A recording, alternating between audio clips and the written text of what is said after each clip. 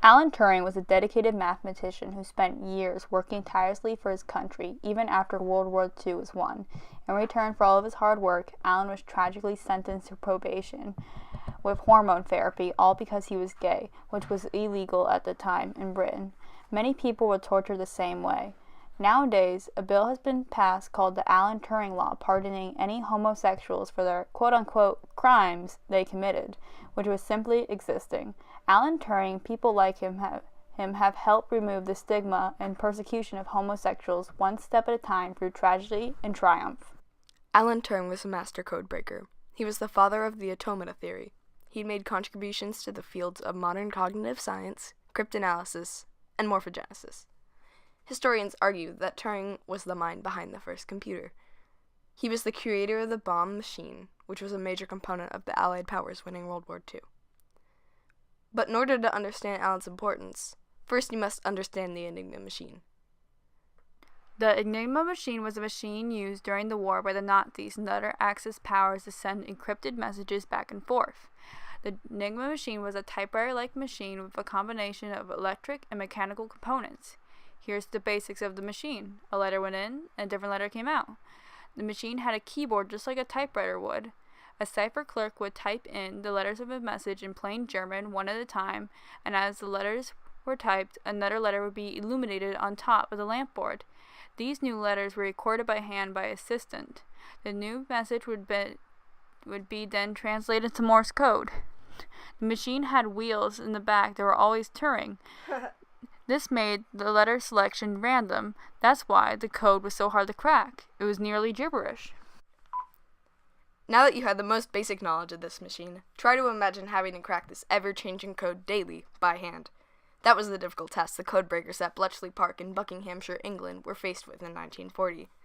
Turing, after enrolling in the government code and cipher school, was recruited by wartime headquarters at Bletchley Park after the outbreak of war in Germany in 1938. A few weeks before Alan was recruited, a Polish research team had given Britain and France great details into their success against the Enigma.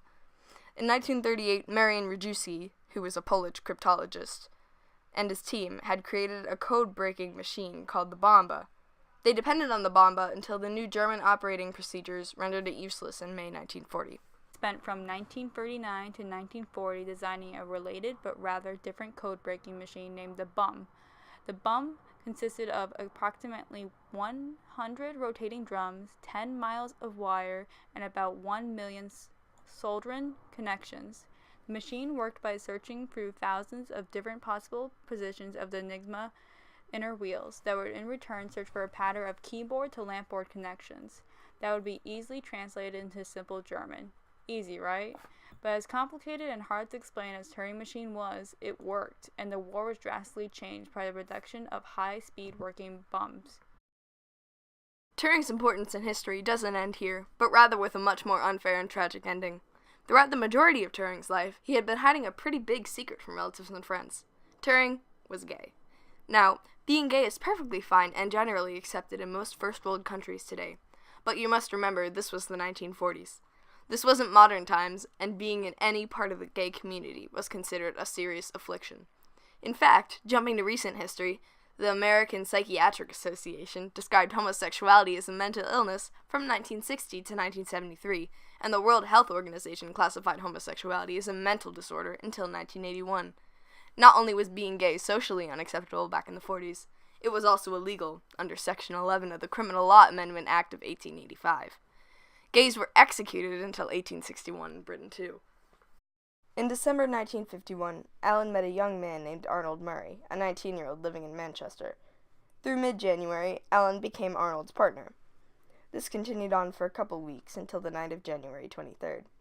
On this night, Alan returned to his home in Wilmslow to find his house robbed. Nothing serious was stolen, but Turing felt uneasy knowing his items were taken, especially since recently before this incident another theft took place at the University of Cambridge, which was where Alan worked. Turing reported the burglary to the police and 2 CID officers, and they later came to collect fingerprints. On the 2nd of February, Turing and Murray went out for a couple of drinks, when Murray revealed he knew who robbed Turing's house. Murray claimed it was a friend of his named Harry. The next morning, Turing reported this new finding to the police. True enough, the fingerprints at the scene and Harry's were a match, but the CID investigation took a completely different turn when they started questioning the true nature of Turing's relationship with Murray. After a few hours of harsh interrogation, Turing wrote a 5-page statement in great detail of the two men's relationship. Alan was promptly arrested. The trial took place on March 31st, 1952, and Turing was convicted of quote-unquote gross indecency, which was a fancy legal term for homosexuality. Due to Turing's connections from the war, he was given probation and sentenced to 12 months of hormone therapy instead of prison. The treatment was given via injections of stilbestrol, which was a synthetic estrogen. The treatment rendered Turing impotent. In addition, due to the fact that Turing now had a criminal record, he would never be allowed to work for the GCHQ again and was denied entry into the United States. Lucky for the British government, they wouldn't have to worry about Turing causing any more trouble, because on June 7, 1954, Turing committed suicide via cyanide at his home in Winslow. His suicide is often contributed to the cruel hormone therapy he was forced to undergo from the British government, and from being denied doing the scientific work he loved at GCHQ.